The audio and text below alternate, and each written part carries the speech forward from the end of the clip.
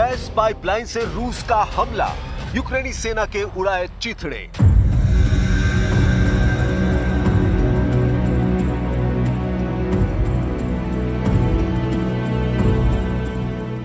Ukraine जंग में अब रूसी सेना पूरी तरह से हावी हो चुकी है।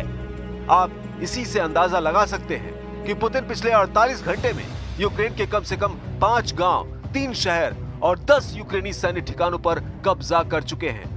सबसे हैरान करने वाला ऑपरेशन रूसी सेना की स्पेशल फोर्स ने कुर्स्क में चलाया है, जहां रूस की स्पेशल फोर्स के साथ उत्तर कोरिया की स्पेशल फोर्स के हजारों सैनिकों ने गैस पाइपलाइन में घुसकर यूक्रेनी सेना पर खूनी हमला किया है।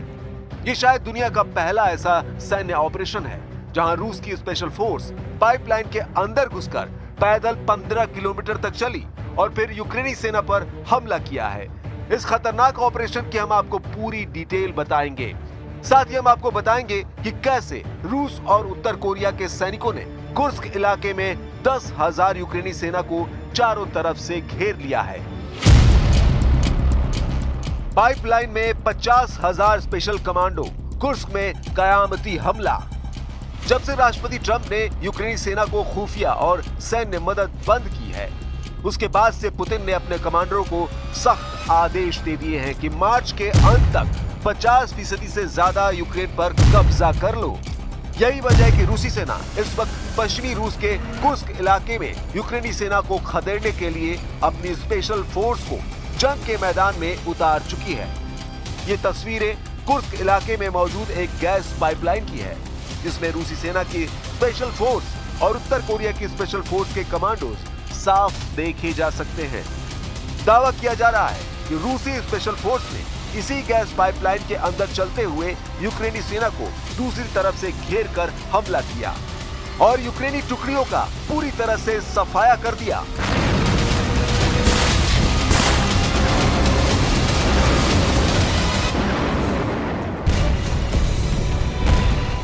जो जानकारी मिल रही है उसके मुताबिक कुर्स्क क्षेत्र में बंद पड़ी गैस पाइपलाइन में रूस की स्पेशल फोर्स ने रेंग कर और झुककर लगभग 15 किलोमीटर की दूरी तय की। लगभग 1.4 मीटर की मोटाई वाली इस पाइपलाइन में रूसी स्पेशल फोर्स उस ठिकाने पर पहुंच गई जहां यूक्रेन के हजारों सैनिक मौजूद थे। जैसे ही रूसी स्पेशल फोर्स को मौका मिला, उन्होंने यूक्रेनी सेना पर हमला करके उनका सफाया कर दिया और इलाके पर कब्जा कर लिया।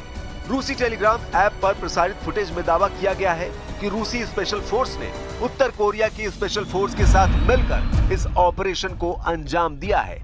दावा किया गया है कि कुर्स्क के इस रूसी ऑपरेशन ने यूक्रेनी सेना की कमर तोड़ कर रख दी है। 15 किलोमीटर तक गैस पाइपलाइन में चलकर रूसी सेना ने यूक्रेनी सेना के 350 से ज्यादा यूक्रेनी सैनिकों को मार डाला है। पूर्व रूसी राष्ट्रपति दिमित्री मेदवेदेव ने टेलीग्राम पर दावा किया है कि कुर्स्क में रूस की जीत लगभग पूरी हो चुकी है। रूसी टेलीग्राम चैनल पर गैस मास्क लगाए रूसी स्पेशल फोर्स को बड़ी टॉर्च के जरिए गैस पाइपलाइन में आगे बढ़ते देखा जा सकता है। जिस सुदजा इलाके पर रूसी सेना ने कब्जा किया है, वो रूस की प्राकृतिक गैस का यूरोप में आपूर्ति का बड़ा केंद्र है। लेकिन अब दावा किया गया है कि रूसी सेना ने सुदजा शहर पर कब्जा कर लिया है। रूस के तूफानी हमले, यूक्रेन में भयंकर तबाही। अमेरिका ने अपने सैटेलाइट और जमीनी खुफिया नेटवर्क को यूक्रेन के लिए बंद कर दिए हैं, जिसकी वजह से यूक्रेनी सेना रूसी सेना के सामने अंधी हो चुकी है। यूक्रेनी सेना को हमला करने वाले रूसी जेट, मिसाइलों, रॉकेट और ड्रोन के सही पोजीशन का पता ही नहीं चल पा रहा है, जिसकी वजह से यूक्रेन रूस के हमलों में बुरी तरह से तबाह हो रहा है।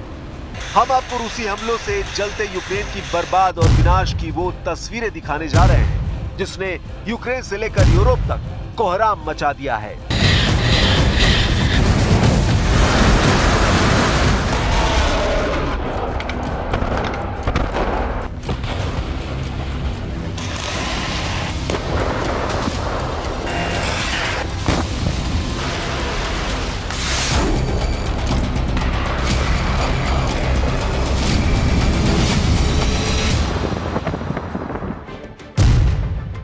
भस्म कर दिया डोनेस्क, जला दिया ओदेसा।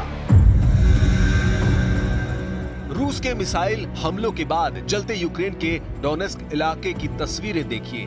दावा किया जा रहा है कि रूस के हवाई हमले में 11 से ज्यादा यूक्रेनी मारे गए हैं, जबकि 30 से ज्यादा घायल हुए हैं।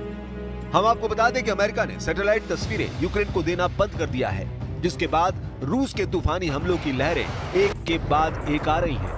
वॉर जोन से आई खबरों के मुताबिक यूक्रेन के डोनेस्क इलाके डोब्रोपिल्या शहर में 8 इमारतें पूरी तरह से जलकर राख हो गई हैं। अब जरा रूस के हवाई हमलों की दूसरी तस्वीर देखिए, जिसने यूक्रेन के ओदेसा शहर को जलाकर भस्म कर दिया है।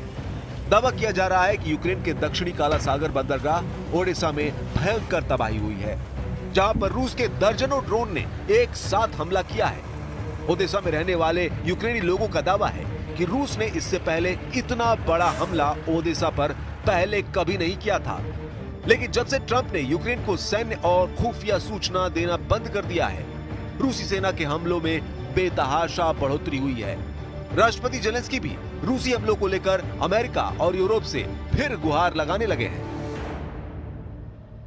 Ракети, також шахед по центральній частині міста. 9 житлових будинків були під ударом. Також під ударом торговельний центр, магазини. 11 людей, на жаль, загинули. Мої співчуття рідним і близьким. यहाँ तक कि यूरोपीय देशों ने 120 फाइटर जेट से यूक्रेन के चारों तरफ एक ऐसी स्काई शील्ड बनाने का प्लान बनाया है ताकि रूस के मिसाइल और हवाई हमलों को नाकाम किया जा सके। यूरोपीय देशों को यह लग रहा था कि रूस उनकी तैयारी से घबरा जाएगा और यूक्रेन पर हमले कम कर देगा, लेकिन हुआ ठीक उल्टा। कुछ खबरों में दावा किया जा रहा है कि रूसी सेना ने पिछले 24 घंटे में यूक्रेन पर 870 से ज्यादा जमीनी और हवाई हमले किए हैं, जिसकी वजह से यूक्रेन के बहुत बड़े इलाके पर रूसी सेना का कब्जा हो गया है। घिर गए 10,000 सैनिक, कुर्स्क में यूक्रेनी सेना का सर्वनाश। आप रूसी सेना की बढ़त और जीत का इसी से अंदाजा लगा सकते हैं कि इस वक्त रूसी सेना को पश्चिमी सेना के कुर्स्क इलाके पर दोबारा कब्जा करने में जरा भी यूक्रेनी सेना की तरफ से चुनौती नहीं मिल पा रही है। रूसी सेना की तरफ से दावा किया गया है कि रूसी इलाके कुर्स्क पर कब्जा करने वाले 10,000 यूक्रेनी सैनिकों को उनकी सेना ने चारों तरफ से घेर लिया है। रूसी सेना ने अपने कुर्स्क को यूक्रेनी सेना से आजाद कराने के लिए जमीनी और हवाई हमलों की झड़ी लगा दी है। रूस के टैंक, तोप और बख्तरबंद वाहनों के हमले इतने तीव्र हैं कि यूक्रेनी सेना कुर्स्क इलाके के कम से कम 136 मोर्चे से भाग गई है। रूस के पैदल सैनिक तेजी से यूक्रेन के मोर्चों पर कब्जा करने में जुटे हैं। यूक्रेनी सेना इस वक्त इसलिए कुर्स्क में बुरी तरह से हार रही है क्योंकि वे अमेरिका से मिले हिमार्स रॉकेट अमेरिकी सहायता के बिना सटीक हमला नहीं कर पा रहे हैं। दावा किया जा रहा है कि 10,000 यूक्रेनी सैनिकों को कुर्स्क में रूसी सेना ने इस तरह से घेर लिया है ताकि वो जल्द से जल्द सरेंडर कर दें। रूस ने कुर्स्क के साथ साथ डोनेस्क और ओदेसा में क्लस्टर बमों से यूक्रेनी सेना पर हमला किया है, जिसकी वजह से यूक्रेनी सेना के 24 घंटे के अंदर 280 से ज्यादा सैनिक मारे गए हैं। इधर मरते और हारते यूक्रेन ने फ्रांस से मिले मिराज 2000 फाइटर जेट और अमेरिकी F-16 लड़ाकू विमानों से रूसी मिसाइलों और ड्रोन को मारने की कोशिश की है, लेकिन मिराज 2000 और F-16 जेट रूस के तूफानी हमलों के सामने फिसड्डी साबित हो रहे हैं। रूस ने 8 घंटे के अंदर ही यूक्रेनी इलाकों पर 134 हवाई हमले किए हैं, जबकि 56 यूक्रेनी मोर्चों पर यूक्रेनी सेना को भारी नुकसान पहुंचाया है। कई इलाकों में तो सैनिकों को सरेंडर होते हुए भी देखा जा सकता है। तबाह इमारतें यूक्रेन के हालात खुद ही बयां कर रहे हैं। अब आप अंदाजा लगा सकते हैं कि रूस किस तरह से यूक्रेन को रौंद रहा है। अगर यही हालात रहे तो मार्च के अंत तक यूक्रेन के बहुत बड़े इलाके पर रूस का कब्जा हो जाएगा।